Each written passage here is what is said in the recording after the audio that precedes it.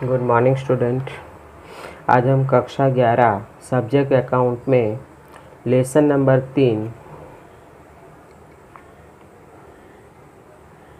वस्तु और सेवा का परिचय, introduction to goods and service tax मतलब के GST, goods and service tax. तो पहले हम उसकी प्रस्तावना देखेंगे, उसके बाद आगे हम देखेंगे। तो पहला है प्रस्तावना। देश की आर्थिक आवश्यकताओं को परिपूर्ण करने के लिए सरकार द्वारा करों की वसूली की जाती है। इन करों की मुख्यतः दो भागों में बांटा जाता है, परोक्ष कर और प्रत्यक्ष कर। परोक्ष कर केंद्र सरकार और राज्य सरकारों तथा केंद्र शासित प्रदेशों द्वारा वसूल किया जाता है। भारत के संदर्भ में परोक्ष कर विविध स्वरूप में वसूल किया जाता है। परोक्ष कर की विविधता और उसकी वैधानिकता के प्रावधानों की विविधताओं के कारण उनके संचालन में सरकार का कर अधिकारियों और कर का भुगतान करने वालों के लिए बहुत समस्या उपस्थित होती थी। इन समस्याओं के निराकरण के लिए केंद्र सरकार, राज्य सरकार और केंद्र शासित प्रदेशों के विविध परोक्ष करों के स्थान पर एक देश एक कर के सूत्र के साथ वस्तु और सेवा कर मतलब के वशेक, जिसको जीएसटी द्वारा जुलाई 2017 से लागू किया गया है।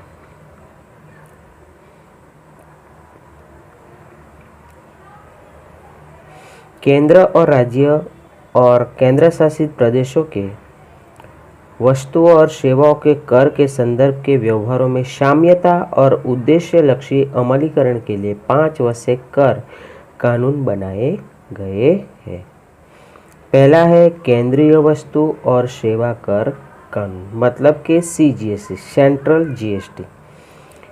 इस कानून में केंद्रीय वस्तुओं और सेवाओं को पूर्ति के व्यवहारों पर कर के प्रावधान किया गया है।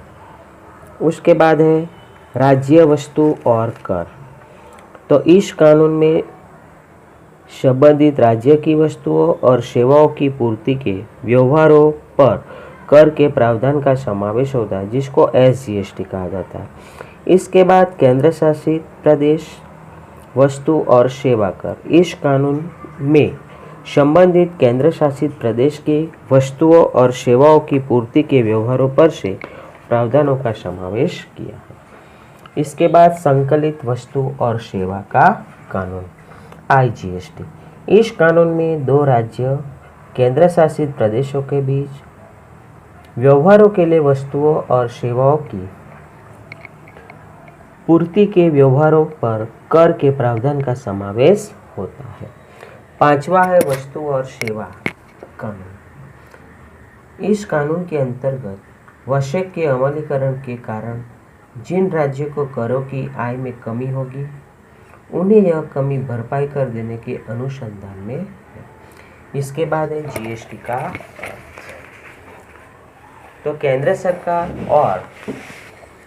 सरकार और राज्य सरकारों से विविध परोक्ष कर रद्द करके वस्तुओं और सेवाओं को एक ही कर के अंतर्गत समाविष्ट कर लिया गया है, जिसे जीएसटी के रूप में जाना जाता है।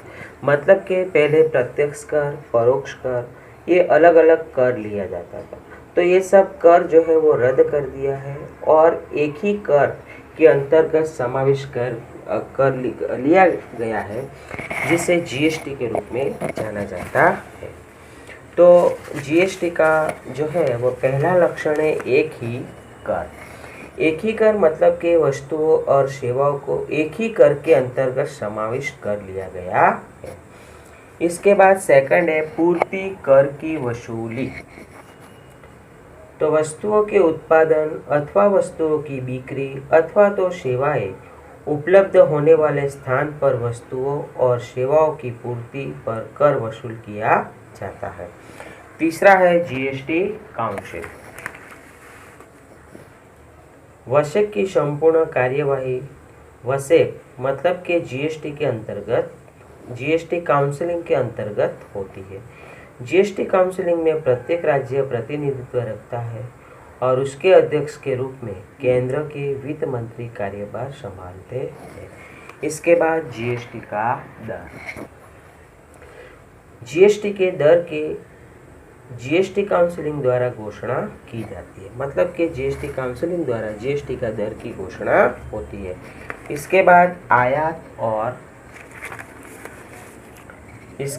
आयात और वसूल।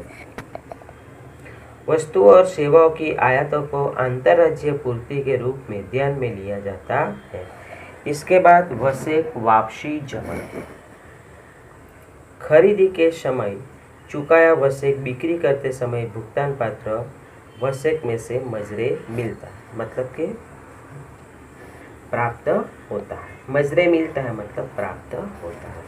इसके बाद है कर वितरण। केंद्र और राज्य के बीच वसेक के वितरण के संदर्भ की योग्य व्यवस्था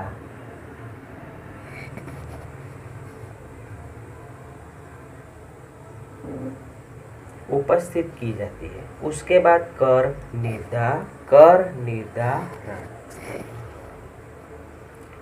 जीएसटी का दर वस्तुओं और सेवाओं की आवश्यकताओं को ध्यान में रखकर निश्चित किया जाता है। इसके बाद पूर्व निर्धारित कर का ढांचा।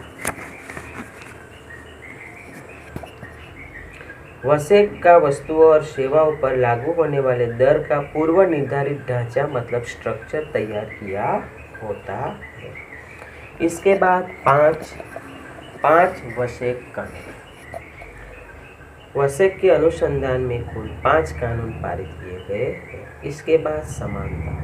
समग्र देश में वसेक के संदर्भ में कानून, नियम, प्रक्रिया और कर का दर समान रखा गया। इसके बाद वस्तुओं और सेवाओं तथा दोनों की पूर्ति। तो पहला है उसमें राज्य केंद्र शासित प्रदेश के अंदर पूर्ति।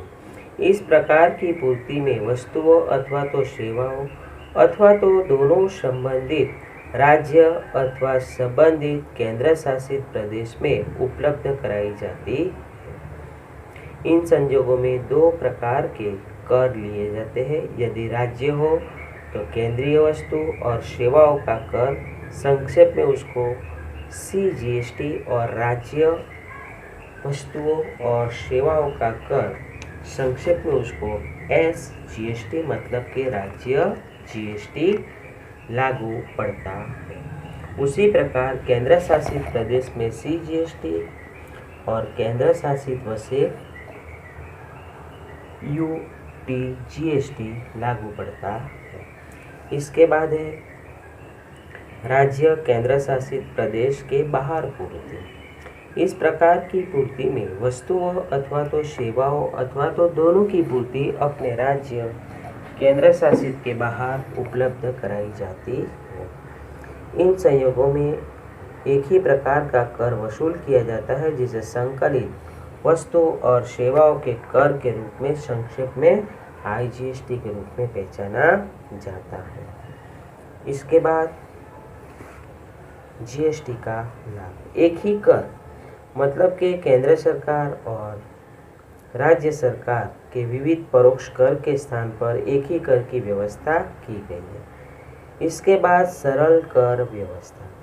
विविध प्रकार के परोक्ष करों को रद्द करने से कर व्यवस्था सरल बनती है। इसके बाद दोहरा कर दूर, मतलब कि पहले जो दोहरा ज़्यादा कर जो भरते थे, अब वो कर दूर हो गया। भाव में कमी अथवा कमी का लाभ। उपभोक्ताओं के लिए वस्तु और सेवाओं के लिए भाव में कमी हो जाती है। इसके बाद समान कर। समान कर समग्र देश में समान कर की व्यवस्था निर्मित हुई है। इसके बाद कर चोरी में कमी। कर चोरी में, दूषण में कमी और कर व्यवस्था में पारदर्शिता प्रस्थापित होती है। इसके बाद वसेक वापसी जमा। खरीदी पर चुकाया गया वसेक बिक्री पर भुगतान पात्र वसेक में से मजरे मिलता है। इसके बाद अर्थतंत्र में उपयोगी, अर्थव्यवस्था में मजबूताई प्राप्त होती है। इसके बाद है समान प्रादेशिक विकास, तो राज्यों का समान विकास होता है। इसके बाद है वस्तु और सेवाओं का दर, मतलब कि जीएसटी का रेट कितना है, तो इसमें परिशिष्ट दिया है और वशेक का दर दिया है। तो अंतर राज्य, मतलब कि दो राज्यों अथवा तो केंद्र शासित प्रदेशों के बीच पूर्ति संकलित IGST। इसके बाद अंतर राज्य, संबंधित राज्य अथवा तो केंद्र शासित प्रदेश में ही आंतरिक पूर्ति, तो CGST और SGST। परिशिष्ट 1 के अनुसार IGST 5%, तो इसके अंदर CGST 2.5% और SGST भी 2.5%।